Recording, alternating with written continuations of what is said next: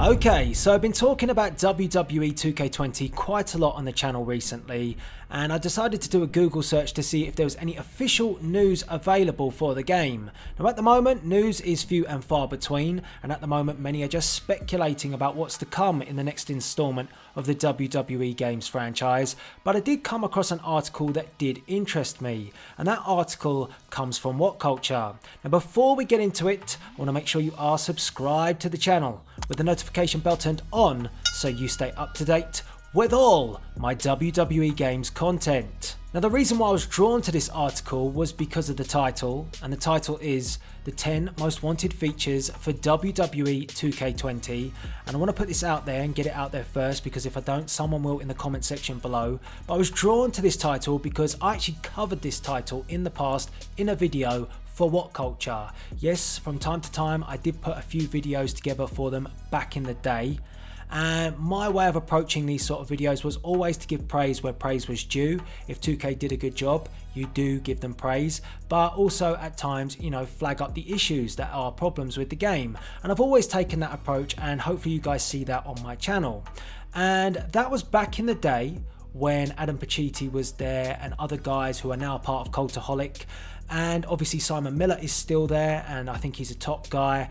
But I've kind of found more recently the approach towards WWE Games when it comes to What Culture as a whole is they tend to normally look at the negative, and there is very, minimal look at the positive. And an example of that was their video, which was WWE 2K19, the 10 worst looking characters. In my opinion, that video was just unnecessary. I think 2K have done a fantastic job visually with the game, but that didn't give it any glory at all, and I just thought it was clutching at straws quite a bit for a piece of content. There's been other videos too, for example the six most shocking roster omissions. There's a lot more detail that goes on behind the scenes when it comes to getting superstars to agree to appear in a WWE game, and I felt like it was just pinpointing the negative of a situation that was out of 2K's control. But there you go, that's just me being honest with you guys.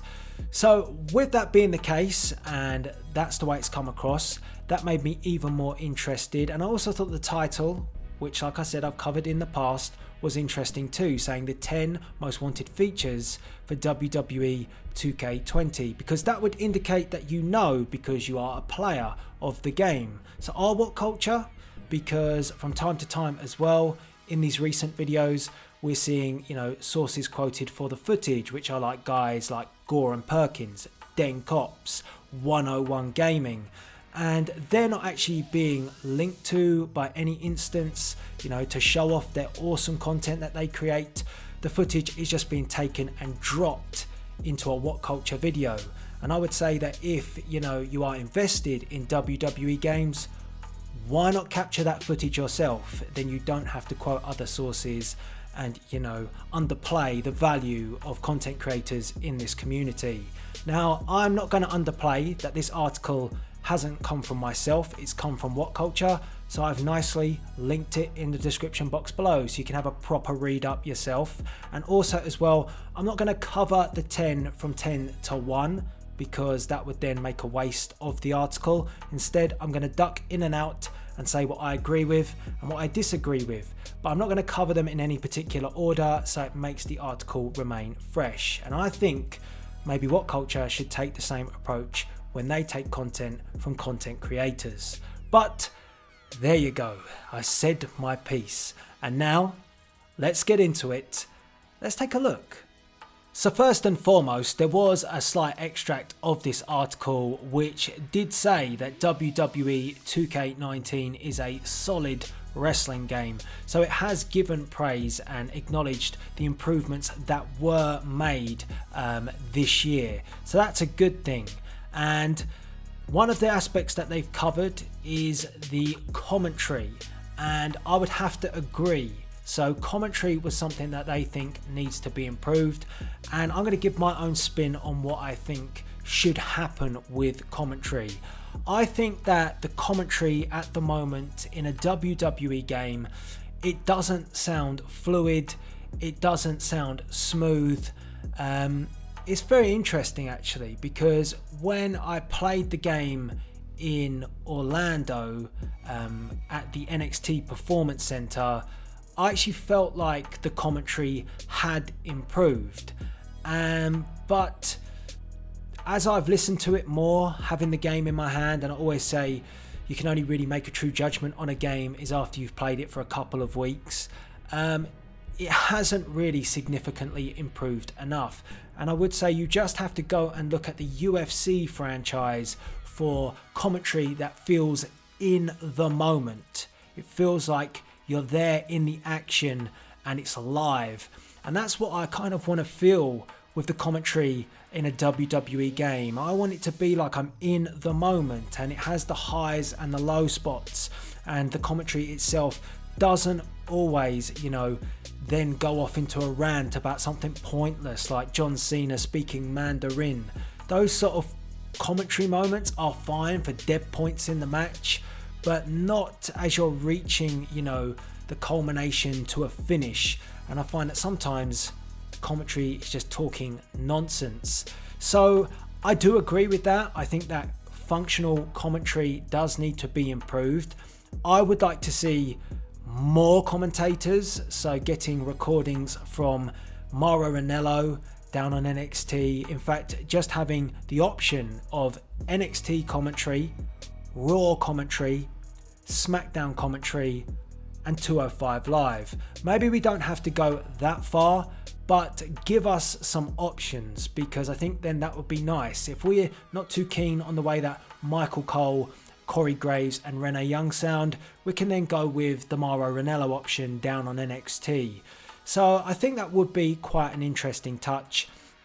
And this article actually touches on the fact that, you should probably have more commentators involved too. So I do agree with that. One additional thing that this actual article mentioned when it comes to the commentary, which I think is a fair point, is that commentary as a whole has lots of glitches and buggy moments.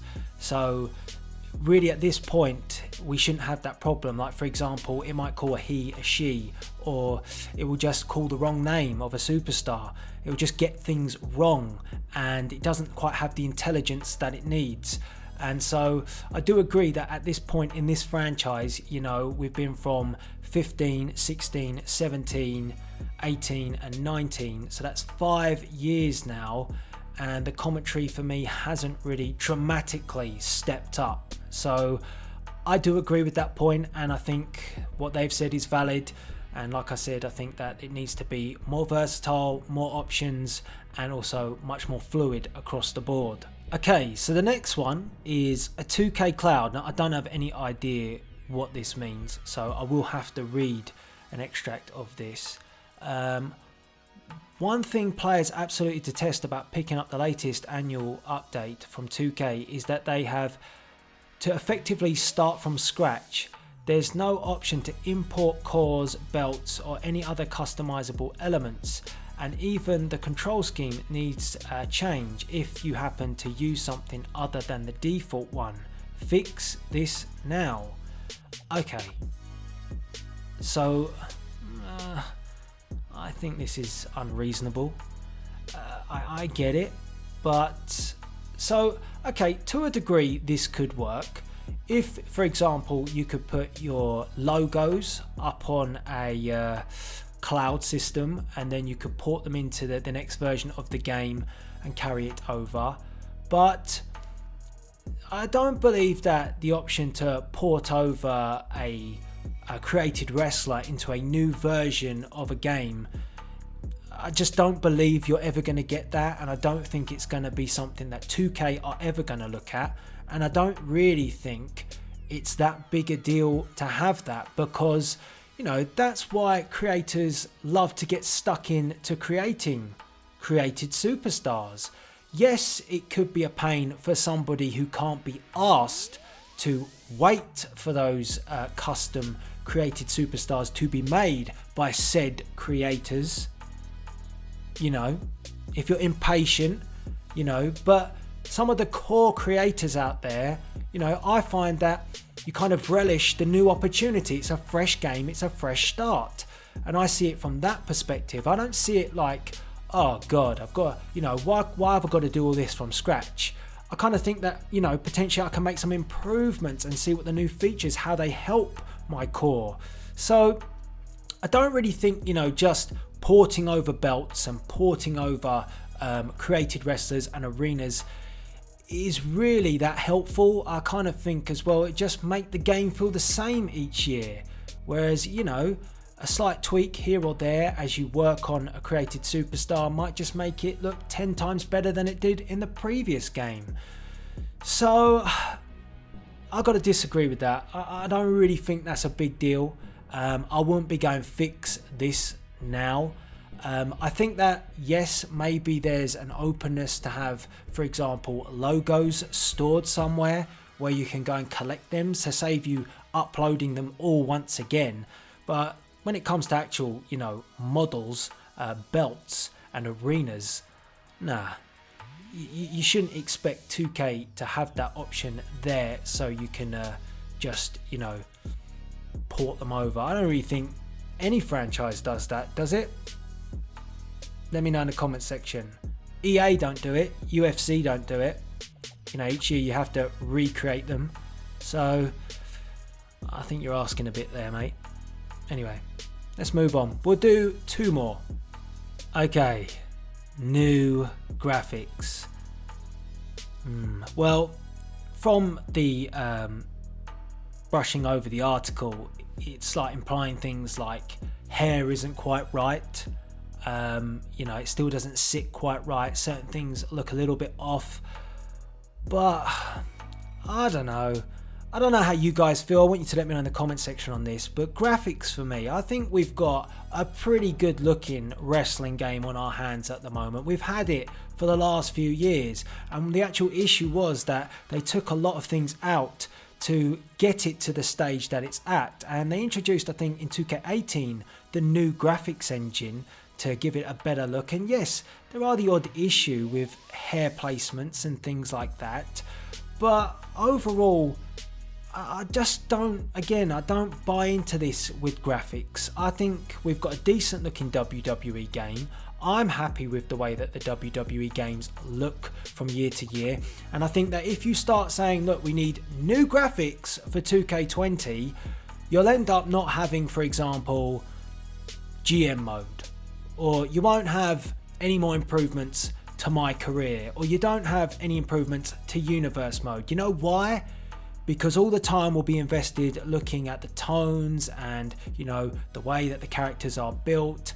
And we know this because this took up a large chunk of time going from, I'd say, 2K15 up to 18.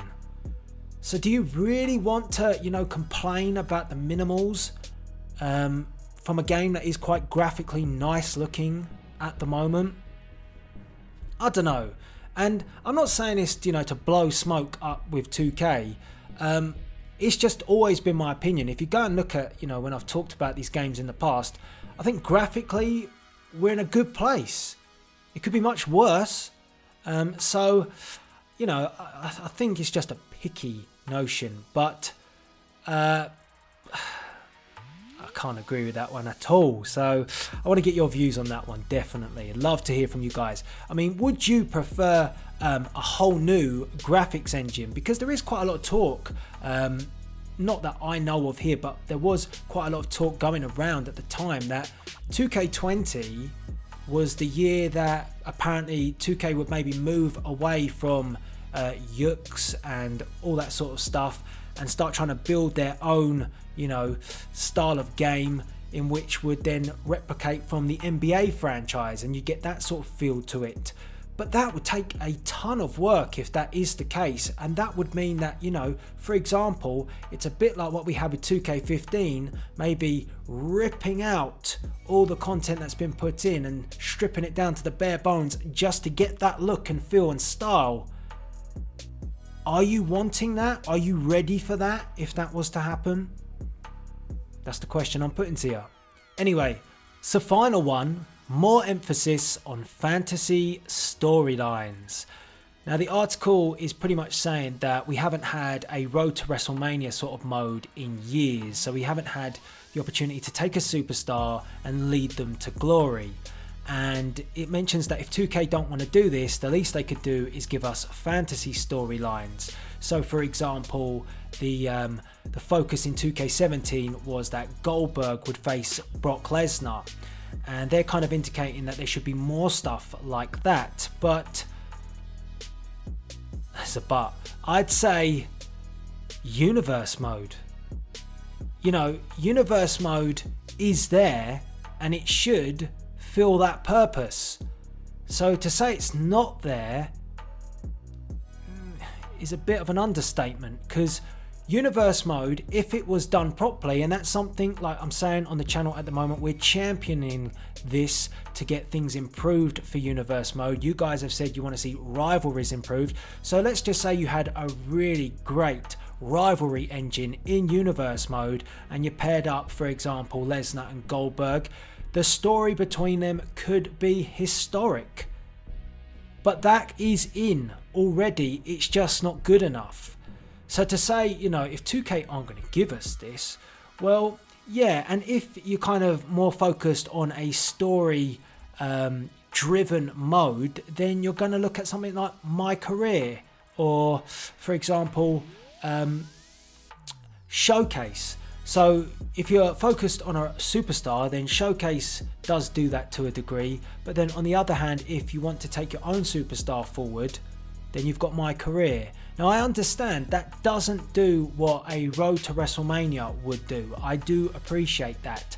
But I think you do have some good options in the game already with something like universe mode. With a bit of work, a bit of improvement, could give you that fantasy booking that you've always wanted, which would create fantastic fantasy storylines.